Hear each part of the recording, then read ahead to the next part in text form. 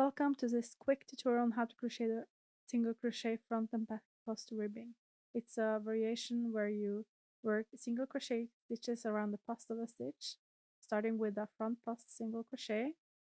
around the post of a stitch from the previous row, and then the next stitch is a back post single crochet around the post of the stitch as well.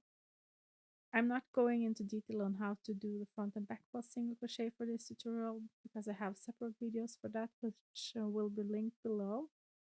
and you can watch them to learn the stitches. So do a front post single crochet again, and I'm going to show you how the ribbing is starting to form, and you can see the texture where the front post single crochets are popping forwards while the back post single crochets are towards the back. Do another back post single crochet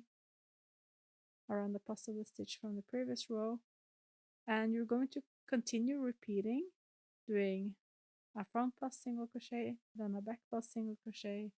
and repeat that until you reach the end of the row, and you will have done a row of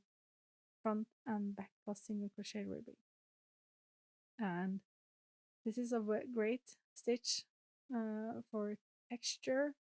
but it doesn't create the ribbing effect that you're used to with the front and back post double crochet.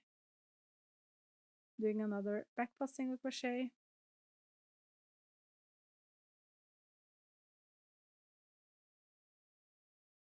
and this is how it looks after a few stitches. You can see the texture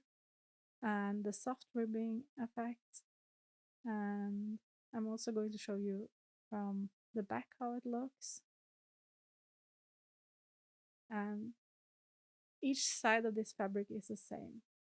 Thank you so much for watching this quick tutorial on the front and back post single crochet stitch.